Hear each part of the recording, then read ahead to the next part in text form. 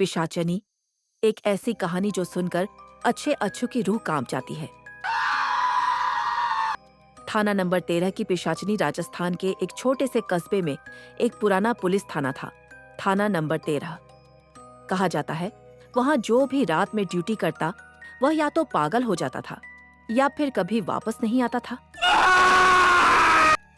कहते हैं कई साल पहले उसी थाने में राजनी नाम की एक औरत की आत्मा भटकती है जो अब पिशाचनी बन चुकी है। राजनी की मौत का रहस्य राजनी कभी उसी कस्बे के पास रहती थी। वो सुंदर थी लेकिन उसका पति शराबी और हिंसक था।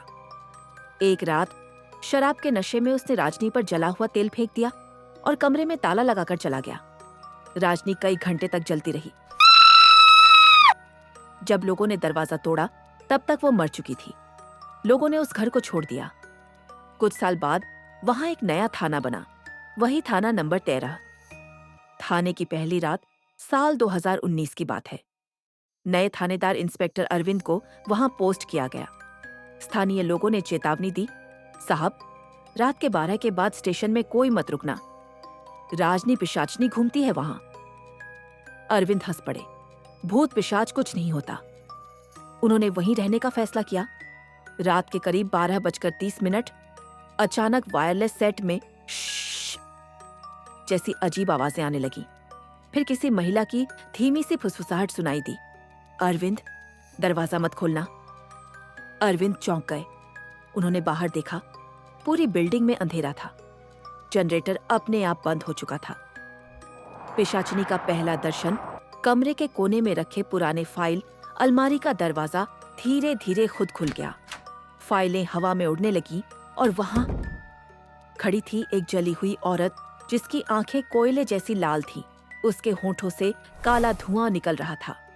वो बोली, मुझे इंसाफ चाहिए, उन्होंने मुझे जला दिया।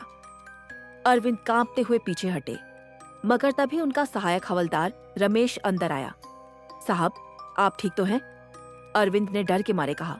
वो औरत, पर वहां कोई नहीं था। अगली सुबह की घटना सुबह जब सब पुलिस वाले पहुंचे तो देखा थाने के फर्श पर जलने के निशान और दीवार पर उभरे हुए काले हाथों के निशान थे। अरविंद कुछ बोलना नहीं चाहते थे, पर उनके चेहरे पर डर साफ झलक रहा था।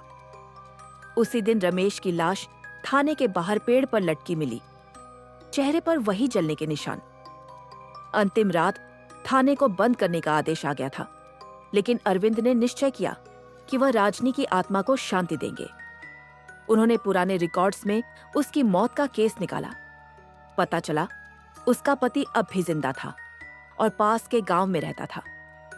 अरविंद उसे गिरफ्तार करने पहुंचे, मगर जब पति को थाने लाया गया, राजनी की आत्मा ने पूरा थाना हिला दिया।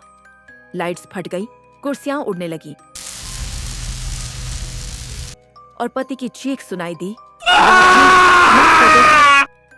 अगली सुबह पति मरा हुआ मिला। उसका शरीर काला पड़ चुका था, जैसे किसी ने भीतर से जला दिया हो। उसके बाद राजनी की आत्मा कभी नहीं दिखी, पर रात में अब भी कभी कभी कोई आवाज आती है। थाना नंबर 13, इंसाफ अब भी बाकी है। कहते हैं आज भी अगर कोई पुलिस वाला वहां रात में अकेला बैठता है तो उसे किसी औरत की सिसकियां सुनाई देती है, धीरे धीरे करीब आती हुई, और दीवार पर धुआं बनकर उभरता है एक नाम, राजनी पिशाचनी।